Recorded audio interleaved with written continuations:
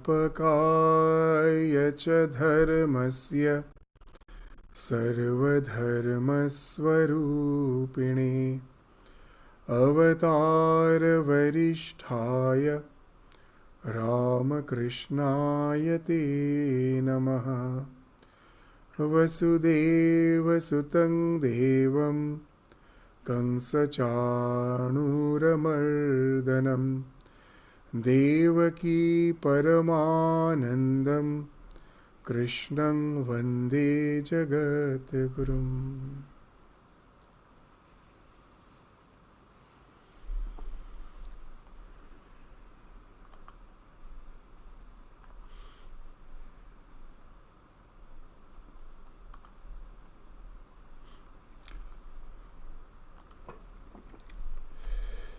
So in the last class, we were studying the 32nd verse of the 10th chapter of Bhagavad Gita, and we just covered up a portion of that verse. So we will take up the remaining portion of that verse too.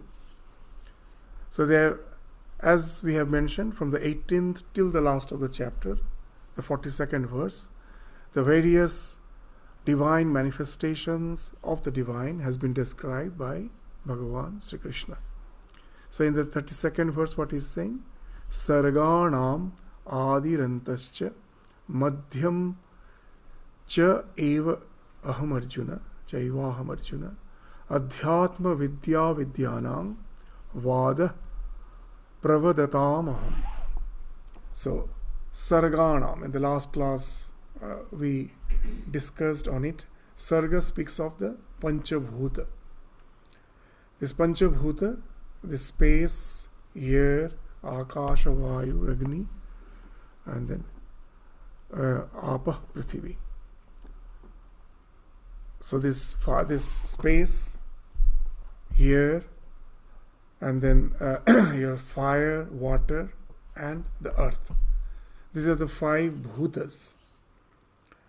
Now, actually, what it in the last class we were just discussing that based on what they have described, the entire creation as per the physical aspect is concerned is made up of Panchabhuta. We will say that with the modern science we know there are so many elements, so more than 108 elements. Now it's even more. This atoms of various configurations.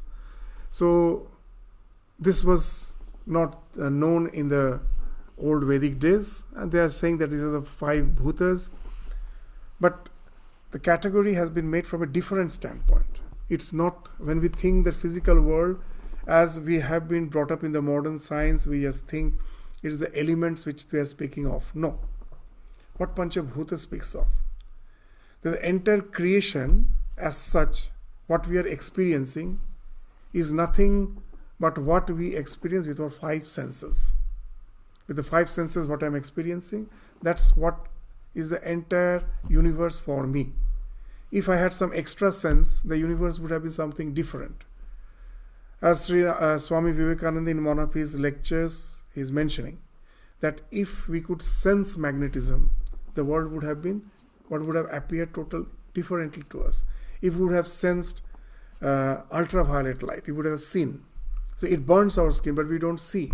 If we would have seen it, the world would have been more colorful.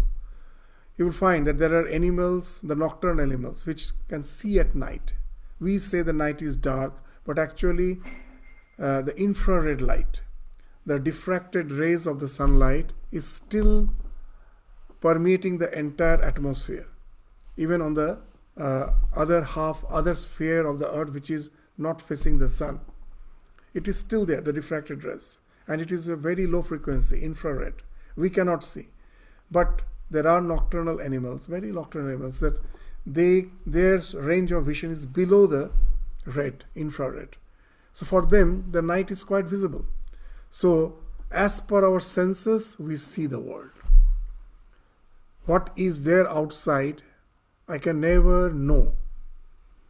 There is something, there is existence. Vedanta says asti, that existence is there. whenever I try to perceive that, try to understand that, try to know that what that existence is, what is doing, what we are doing, the self through the mind, through the senses, is being projected to take the form of what my mind has projected. It is not actually the thing in itself. The mind is being activated by the self, by the conscious principle, is projected outside to give me the notion of the world as it is. The world as such is not there as it is existing. It is a projection of the mind. Where we gave that example so many times that the red color, we say the flower is red. The flower is never red. The light, even Newton, long back, 200 years, 300 years back, that when he was trying to find out the nature of light, he said that light as such has no color. It is a various wavelengths which speaks of light. It's a particular form of energy with various wavelengths. It actually has no color. When it is falling on the flower, all the wavelengths are absorbed. A particular wavelength is reflected back. And that which is reflected back, that also has no color. It comes and strikes the retina of your eye. The function of the light is over there. The light doesn't enter your brain. The mind is working through your brain, and that brain is totally dark. Light is not entering there. When it falls on your retina, the function, the so-called external wavelength of the lights, it stops there. But it stimulates your optic nerve. The nerve which is connecting your eyes with the brain, it is stimulated. And a particular frequency of nerve current is being produced. For a particular wavelength, a particular frequency of nerve current is produced. And that, when reaches the brain, the so-called color perception center, it is not perceiving. What's that? What they're doing? That all the notions of what we have, these various colors, the various type of sounds, they're all lying dormant in the mind. The mind is not vacant. All those concepts are there in the mind. The mind is the storehouse of all those concepts. And all those concepts are piecemeal concepts. Piecemeal means that only light. In some other center, only the shape. For that, some perception will be there. That is all hidden.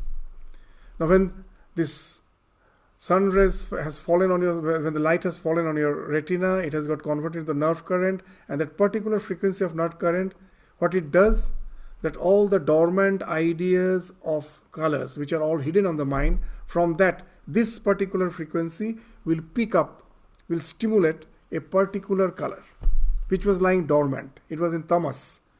See, sattva, raja, tama, you can all know that they say the entire world is nothing but the three gunas. That also you can understand this way.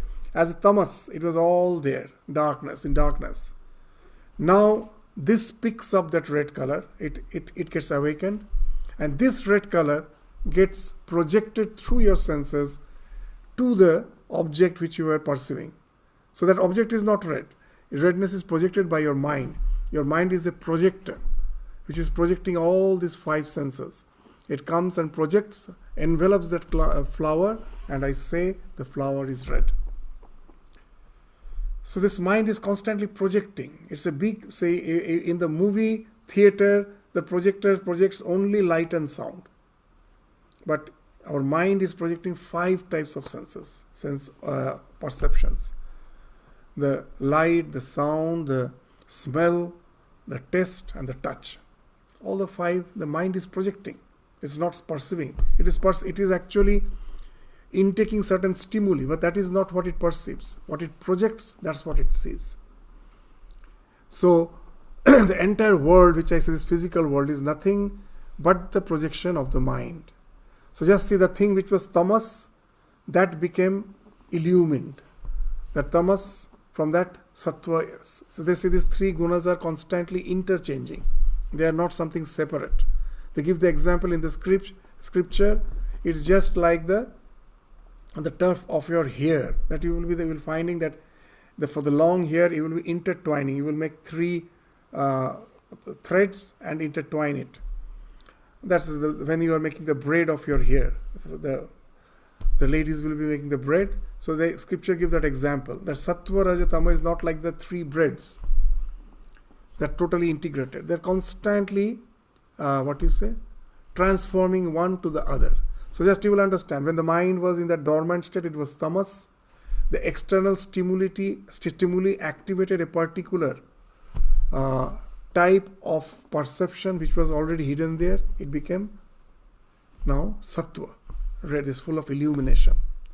And now I see the red flower. I being of a devotional temperament, go pluck the flower and just bring it and offer it to the divine in the altar. So what has happened? That stimuli now gets converted into action. It's getting converted into action. So I am bringing it, offering it to the flower. So this entire Sattva, Raja, Tama is nothing but the stimuli response conditioning. A particular stimuli creating a particular response. And then that's what the entire world is. That's what we are doing. Now in this context, what is Sarga? Sarga. So here what is happening, very interesting. That all the 5 sense organs, they are getting activated because of 5 types of things. And these are the elements which has been considered as the Panchabhutas. What are the 5 things by which this is getting activated? Immediate thing. Eyes getting activated by light. So that is Agni. And then for your taste, the taste, if your tongue is not salivated, saliva speaks of something liquid, water. So if your tongue is dry, there is no question of tasting anything. So apa is linked with your taste. You will find jivva is linked with apa. Your eyes are linked with Agni. Now when you are in your plane or anywhere, you don't want to hear, you want to sleep, you will be using the ear plug. What it speaks? That unless the ear is having its space to allow the eardrum to vibrate, if the space you are blocking, then the eardrums cannot vibrate, you cannot hear the sound. So that's why the space which is in your ear, which allows the eardrum to vibrate. Without that space, it cannot vibrate. So as such, space doesn't carry the sound, but the space allows the eardrum to vibrate, and that's why the space is being linked with sound. So someone says that, in those days they never knew that space actually doesn't, it is the air, atmosphere which carries the sound. If it is a pure space, the sound cannot be transmitted. But it is not speaking of the space as the carrier of sound. It is speaking of the space in your ear, the immediate bhuta, which is responsible for your hearing, is the space. Without that, your eardrum cannot vibrate. If you plug the ear, the eardrum cannot vibrate. You cannot hear them. So that's why the space is linked with hearing. And then the touch. This touch, this is Vayu. So even in science, you will find that we actually don't perceive the touch. What we perceive is the bionic movement in the subcutaneous. That when you touch, there is a difference in the pressure. There's some pressure difference is created in the subcutaneous layer of your skin. So it speaks of that, the change of the Vayu, means as if like the air is blowing. There is a change in the bionic movement in the subcutaneous skin. So that speaks of the Vayu with the touch. Touch is linked with Vayu. And what else is smell?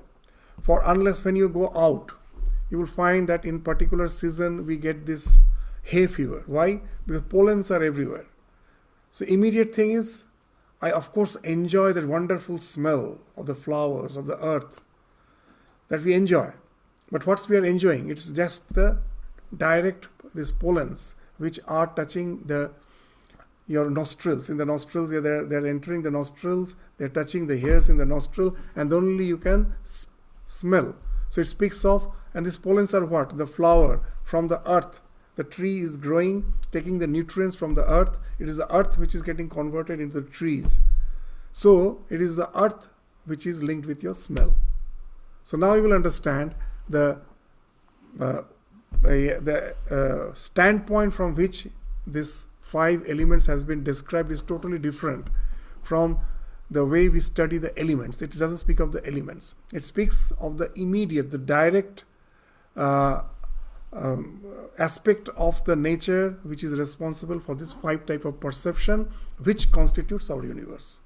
So this space is linked with your hearing, air is linked with your touch, fire with your vision, water with the taste, and earth with smell.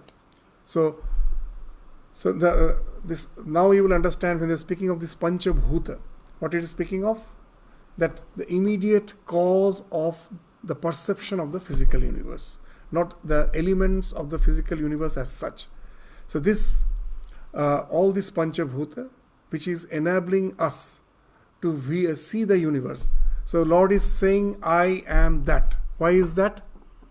So now you will understand that as we have started the discussion, that what is happening, that it is the mind in which is the storehouse of all the information.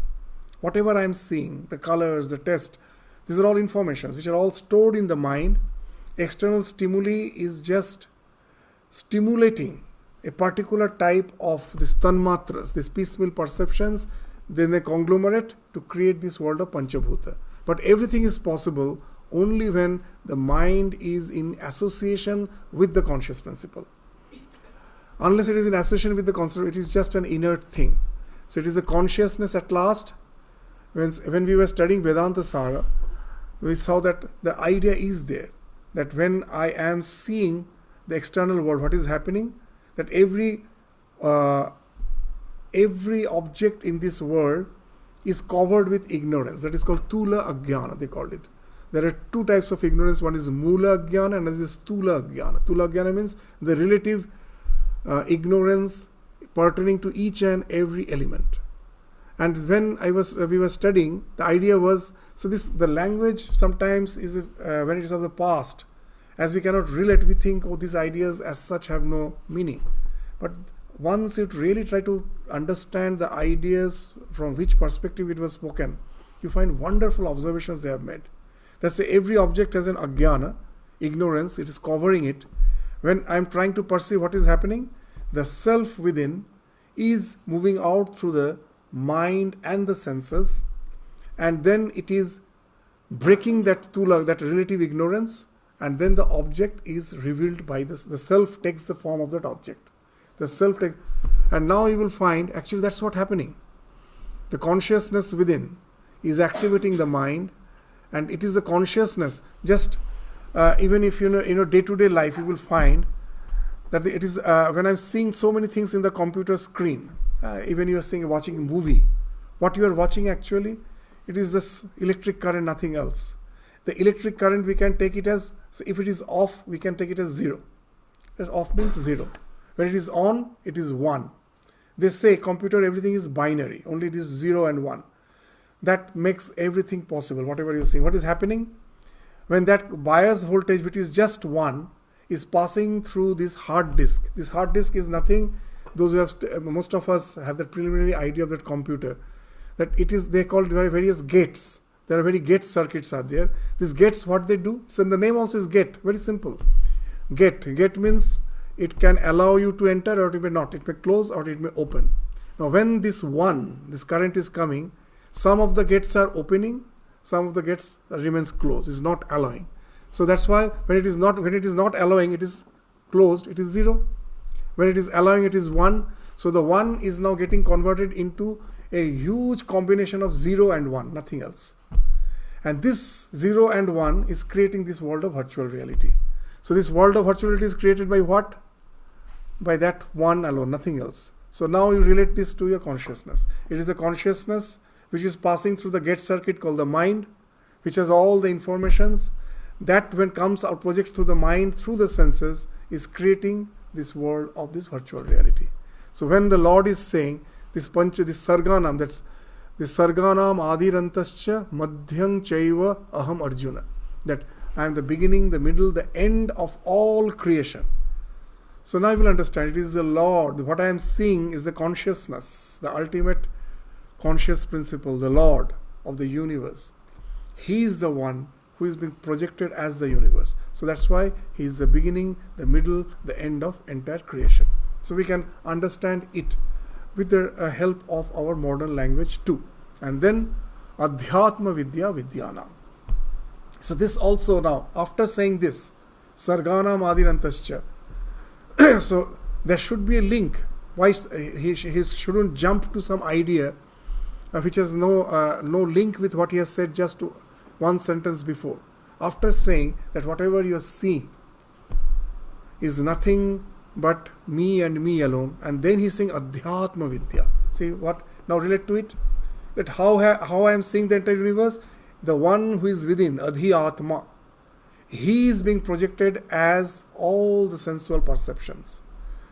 This consciousness is being projected. As Swamiji used to say, to see the chair, I have to see through the self. In the words, I will read the words of Swamiji. Swami Vivekananda in one of his lecture. It is in the Practical Vedanta Part 1. It is through the self that you know anything. I see the chair, but to see the chair, I have first to perceive myself and then the chair. It is in and through the self that the chair is perceived. It is in and through the self that you are known to me, that the whole world is known to me.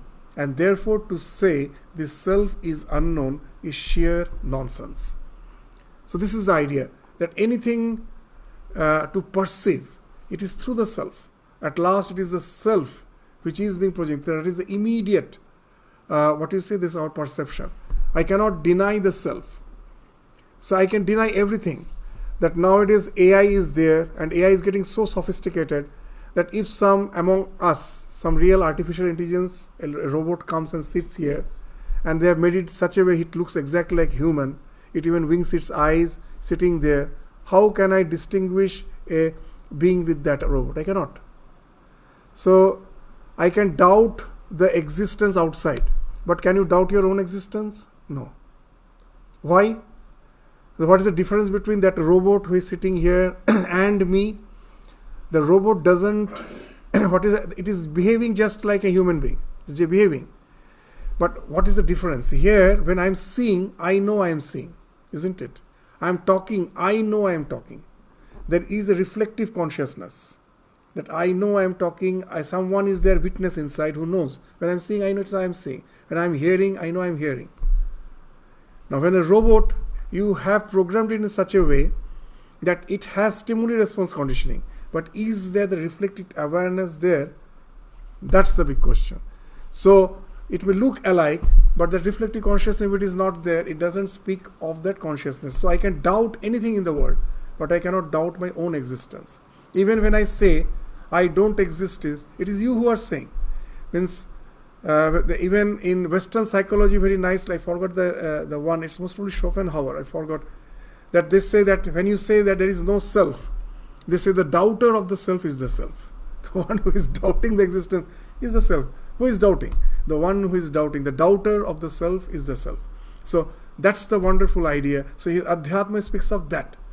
That the immediate experience from the childhood till throughout my life, my body is changing, my mind is changing, the way I used to think is changing. But what is not changing? Do I ever doubt the one who was the small child is the same person as an elderly person? No. The idea that I am, which is constantly emanating from within, there's a first-hand experience that is never changing. So that knowledge, Adhyatma, from the within, the awareness of your existence, that's the thing which is this I am the Adhyatma Vidya Vidyanam. So I am, among the sciences, I am the science of spirituality. So you will find that Mundaka Upanishad starts with this idea. In the 4th and the 5th mantra of the first part of the first chapter of the first part of Mundaka Upanishad, it starts with that they ask for, and that's this knowledge. And the Guru speaks of two types of knowledge, the Paravidya and the Aparavidya. So Dve Vidve Veditavye iti hasma yat Brahma Vido Vadanti. Para Chaiva Paracha. That there are two types of knowledge. One is Para and one is the Apara. This apara means speaks of the lower knowledge. Para is the higher knowledge. The lower knowledge, in those days, whatever branches of knowledge was there, everything comes under that apara vidya. That he is mentioning there. Tatra para, tatra apara. What is the Rig Veda, Yajur Veda, Sama Veda, Atharva Veda? Shiksha, Kalpa, Vyakarana, Nirukta, Chando, Jyotishamiti. Means whatever branches, I am not going into the details because it will be a bit off the discussion which we are having. So all the branches of knowledge which we had in those days, they all are apara. Very interesting. Here we find that Vedic, our Vedic religion has some distinction from the other Abrahamic religion. In Abrahamic religion, they say that nothing transcends the scripture. That's the word of God. But here something wonderful is being spoken of. That even the Vedas are apara vidya. That your realization actually transcends the Veda. That when you have your spiritual realization, that even transcends the Veda. That's the immediate, direct experience. So that's why you will find very interesting that all the four Vedas has been spoken of as apara. They are lower knowledge. What's the ultimate knowledge? That immediate, direct knowledge that is spoken of in the fifth verse, fifth mantra. That atha para yaya tat aksharam adhigamyate. The thing by which you know the akshara. The thing which is never decaying, undecaying. It remains as it is. That I as a physical entity am growing old. But the self is as it is. It is in the eternal present. So that's the knowledge by which I can know that. That is the apara, that is a para vidya, the supreme knowledge. So that's why we find that among all the branches of knowledge, the spiritual knowledge has been given. The direct spiritual knowledge, realization has been spoken of as the highest knowledge. And here Bhagavan is saying, I am that adhyatma vidya, that knowledge of the self, which is the among all the knowledge, the best knowledge. So I am that. And then here very interesting that whenever you speak of attaining knowledge, there's generally we speak of as something attaining. But in our scripture, whenever they speak of attaining the self-knowledge, they never use the word gamyate. They say adhigamyate. Very interesting. What is the difference between gamyate and adhigamyate? Gamyate means to go. Means from one place to another place. From one point of time to another point of time. That speaks of gamyate. Adhigamyate speaks of something you are not going. It is already with you. Because of ignorance, it was somehow covered. The ignorance has gone, and then you feel, oh, it was always with me. So it is that they make it difference by the two words, prapti and apti. Prapti means getting something which was not mine. That is prapti. Apti, it was already mine. I somehow was forgetful about it. The ignorance has fallen off, and now I am aware of what I am. So this adhigamyate speaks of this apti. You attain that. You are never bereft of yourself. The self is your real identity. Somehow you have forgotten about it. The moment again the knowledge of the self dawns, you just then realize, oh, I was just forgetful about it. It was always with me. I was forgetful about it. So that's why it is the best knowledge among all the knowledge. So that's why he's saying that among all the knowledge, I am the adhyatma vidya. And then in the last class we described that of all the arguments, I am the vada. Now, very nice. We will find that in our scriptures, 3 types of arguments has been spoken of. Vada, Vitanda and Jalpa. Jalpa, Vitanda and Vada. Jalpa. Jalpa is what? That I have a particular opinion. I have a particular opinion, and now through argument I always want to prove that what's the opinion I have, that's the truth. My opinion alone is the truth. So you will find that's how the scriptures have so many different isms. Advaitavada, Vishishtadvaitavada, Dvaitavada. All these various philosophies, how they have originated? Because I have a particular way of looking at the truth, and my argumentation is always to establish that truth. So that comes under a thing called jalpa. Jalpa is to establish my truth. And then comes vitanda. I don't have any such my own way of looking at the truth. When I have started arguing, my only idea is to prove that you are wrong. That is vitanda. That is the worst form of argument. You don't come to any conclusion. Just by using arguments, you prove that the other person is wrong. So compared to that, jalpa is better. At least I have some standpoint which I am trying to prove. Maybe it may lead to some type of fanaticism, but at least it speaks of some sincerity. Vitanda is just to that demoralize the other person, to prove that he is wrong. So these are the two. And what is vada? This vada is the West form. That I do have an opinion. I do have a way of looking at the truth. And then I enter into an argument, but I am not biased. That my opinion is the last opinion. I'm not biased. I am open with full humility to accept that if there is some mistake in my way of understanding, through argumentation, through the discussion, I am ready to change my viewpoint. So here the idea is to really seek the truth, not get stuck up in some bias.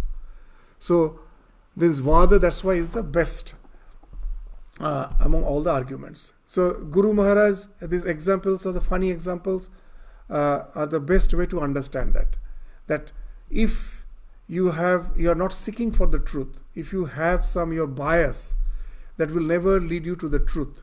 And he used to speak that you can never dance properly. That the story you all know, that it speaks of the jalpa. That what's the jalpa?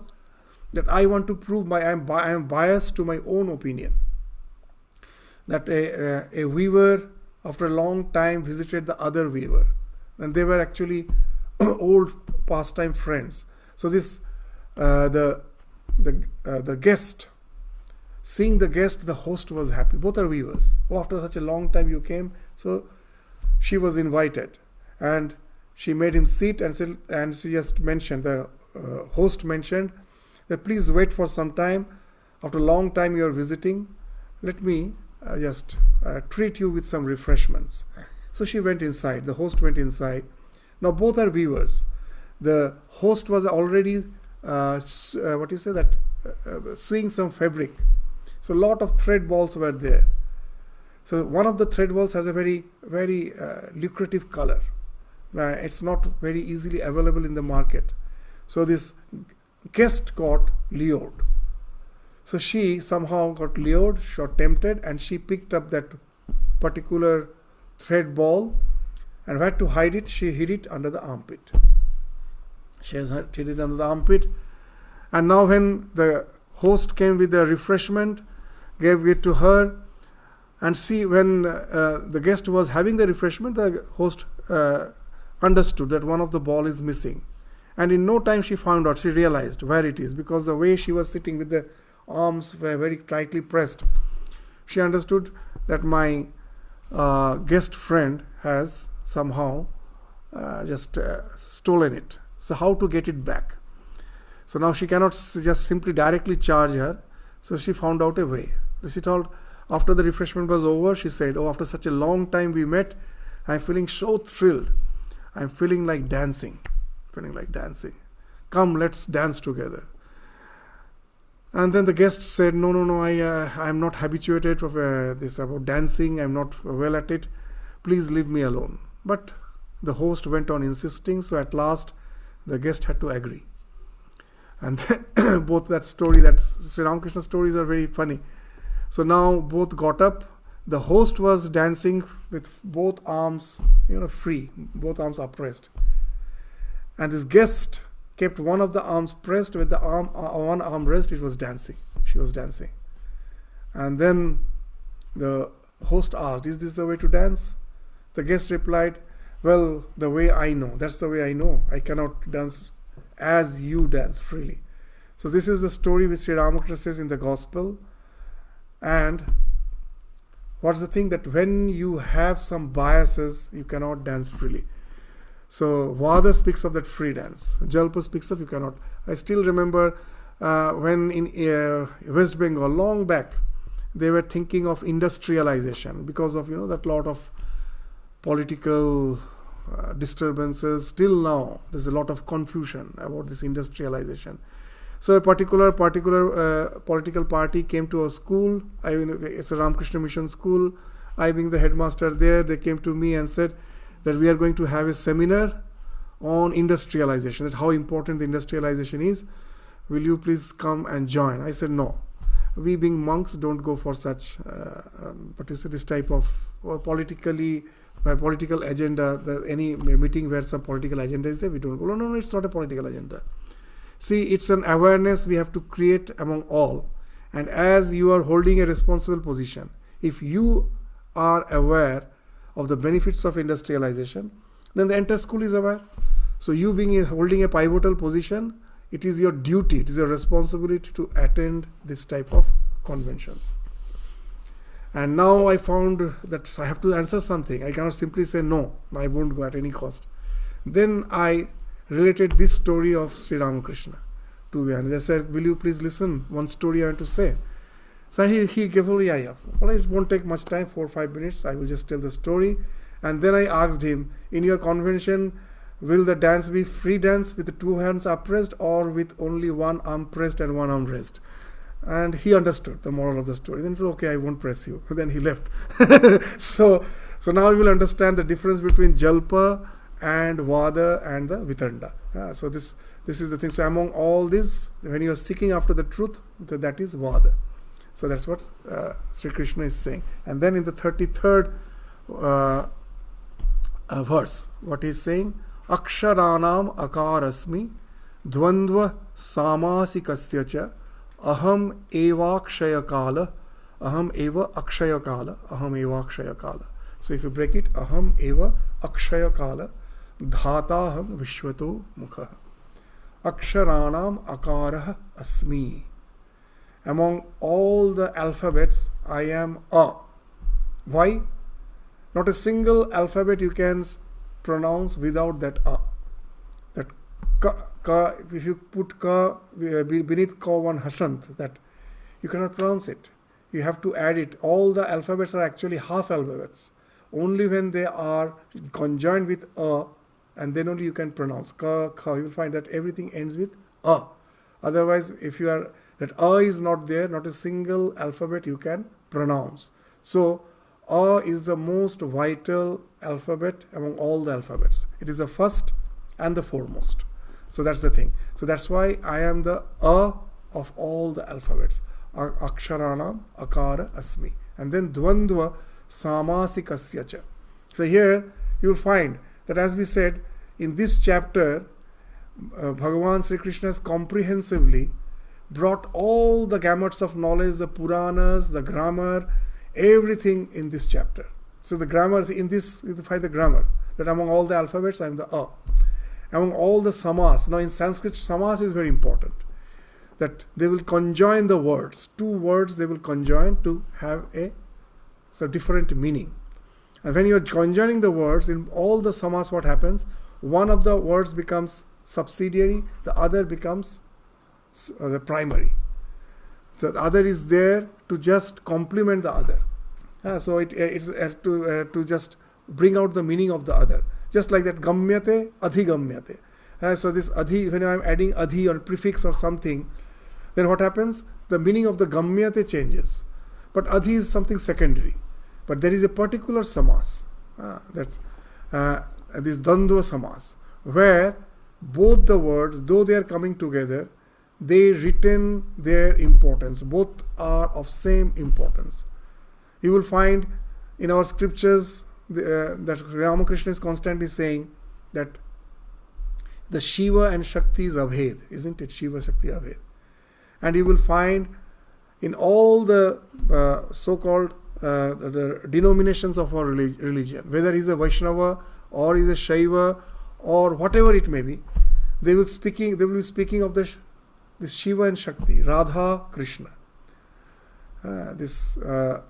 everywhere you will find these two are spoken of, these are together, Radha Krishna. Where is one dominant of the other? No. Both are identical. So when you are having this type of samas is called Dandva samas, where both the words have been conjoined, but none becomes primary. Both are important. This is the idea you will find very interesting even in the word Ramakrishna. The same thing. That the one who was Rama, who was Krishna, is Ramakrishna. Here, this is the Rama and the Krishna, both the words are of the same importance. It's not to that highlight one, the other has been used. Both are of this. The same God who has incarnated as Rama, the same God who has incarnated as Krishna. In this avatara, he is Ramakrishna. So where Rama and the Krishna both signifies the aspect of Ramakrishna which has been spoken. So this type of samas, where both the words retain its original meaning without giving up the meaning to try to highlight the other's meaning, that type of samas is the Dvandva samas. So that's why here Bhagavan is saying that among all the samas, I am the Dandva samas. So then aham eva akshaya kala. Akshaya kala. This is a very nice idea. That when time comes into existence, this ordinary time, it is divisible. Past, present, future. Why? Because everything is changing. There is a transformation in this universe. So seeing, even just when we are growing, we find that as a child, my physical appearance was different, my thoughts were different. Now as with age, I am changing. So this transformation, anything which is changing, that gives the idea of the so-called ordinary time. Now if you remove all those change, the relativity is gone. Then what happens? The time becomes something eternal time. That is always there. That past, present, future, the idea comes when the physical world comes into existence and there is a constant transformation. If that transformation is not there, then there's Akshaya Kala. The time is always there, which appears as three phases, past, present and future, when the physical world comes into existence. So that's the Akshaya Kala, is something which is eternal. It was, it is, it will be. It is in the eternal present, never changing. It is as it is. So that Akshaya Kala, that's the concept of Purana. We say Purana. Purana we generally translate as something which is old. But the word Purana doesn't mean old. The word Purana means Pura Api Navaiva.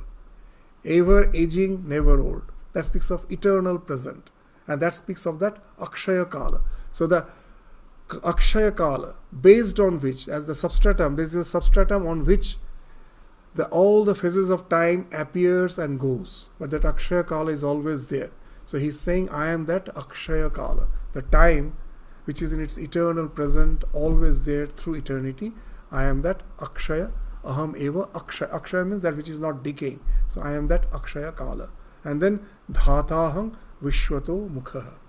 So Lord says that among all the creators, I am Vishwato Mukha, means whose face is all around. Vishwato Mukha. You'll find that Brahma, he is having the 5 head actually. So this to see is looking around, and he is being called as something who is animesha. He never winks. He is looking without winking. Means his eyelids won't fall at all. For us, constantly eyelids fall. So our vision is interrupted. Though we don't realize it, but it's because of the constant eyelids falling, our visions gets interrupted for some time. But for Brahma, they say him animesha. So these ideas are also wonderful, that we said so many times that that this universe, even in the language of the quantum physics, that what they say, that the reality which we are seeing is when how it is happening, it's because of someone has to be an observer. Without an observer, the so-called this observed, the world which is observed can never exist. There has to be an observer. that with a double slit experiment we tried to explain so many times. That is a basic way of understanding. That to find out the nature of the electrons, whether it is energy or matter, the double slit experiment, we need not go into it, but the conclusion of that is that it couldn't be decided whether the atom is a wave or matter. At last they came to the conclusion that it becomes matter when someone is observing. Without observing, matter cannot be there. Someone has to observe. So when when I am sleeping, is the world not there? That's a very important question. If this world exists as long someone is observing. Actually, there was an argument between Einstein and Rabindranath Tagore. They met together, not an argument, discussion. That Rabindranath Tagore mentioned about this idea. Now, Einstein was a bit puzzled because his discoveries was leading him to contradict his faith. He was a very faithful person. He had a belief in religion. So, he was a very spiritually oriented person. But when the quantum, quantum science came into existence, Einstein was a bit bewildered. He had an idea that everything has been designed by someone. The idea of the Abrahamic God has designed the universe. And in quantum, we find everything is a bit random. And that's why there's famous quotation of Einstein, that God must have not played dice with the universe. In the dice, that you throw, it's very random. So that idea was that he has created something as a design, and he couldn't somehow, that his scientific knowledge was somehow contradicting his beliefs. That's why he was saying.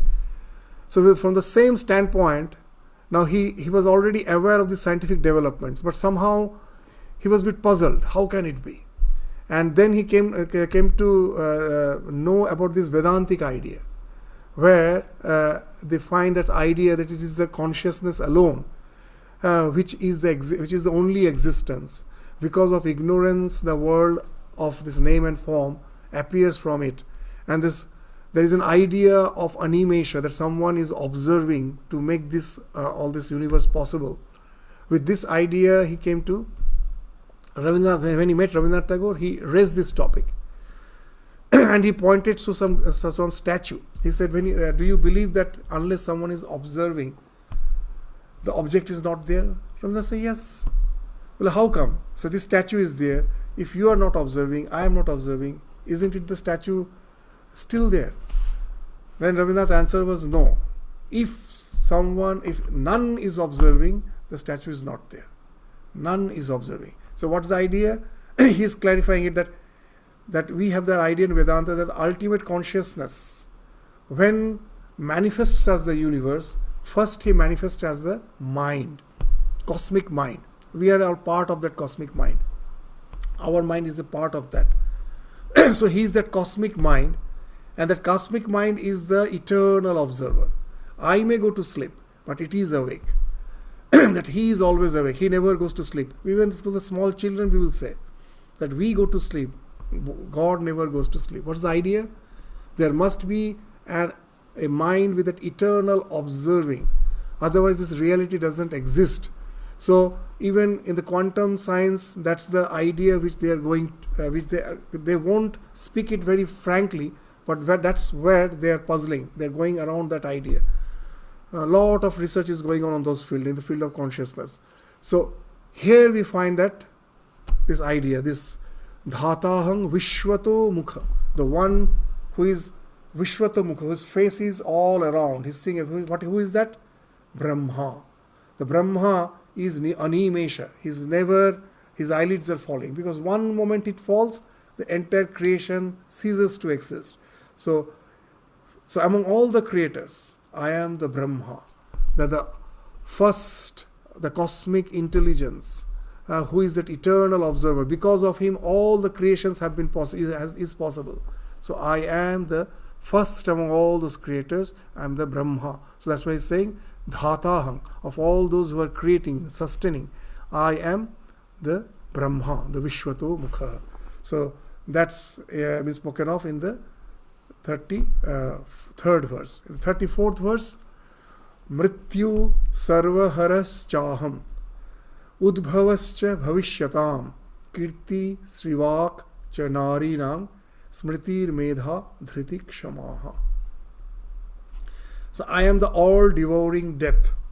Mrityu sarvahara schaham. So many things devours. The fire can devour. So many things devours. But the death, I am the death among all the things which devours. Why? Because that is certain. That is certain. No one can predict anything in life. I am aspiring to be something. I cannot predict that for surety it is going to happen. No. There is, in this world of uncertainty, only one thing is certain. That is death. So that's why he's saying that and that's also in English we use that phrase, as sure as death, we use that. Or we use the term dead end. Dead end. Why the dead end? Means death is the ultimate end. Ultimate end. So to just indicate anything in our language, we say dead end. Means beyond that nothing is there. That is a dead end. So death is the something which is certain, absolute for all of us. So that's why he's saying that among all the things which will be devoured, which will come to an end, I am the death. Mrityu sarva. So this is the beauty of the Vedanta, that God is not spoken of as only the one who is beautiful, kind, sweet, creative. So we find creation has been spoken of. Not in other dualistic religions, they never speak of destruction. Even if destruction is there, God will come to save you. So in ultimate sense, there is no destruction as such. So here we find in Vedanta, this God is taken up in all the aspects, that He is the creator, He is the sustainer, He is the one who is the destroyer. So I am the mrityu of all the things which devours. Udbhavascha bhavishyata. So, but death cannot be the ultimate annihilation. All death again results in new emergence, resurrection. The volcano, you will find that it devours the entire world. The volcano comes, the entire field of vegetation, it's gone. Total, it becomes lifeless.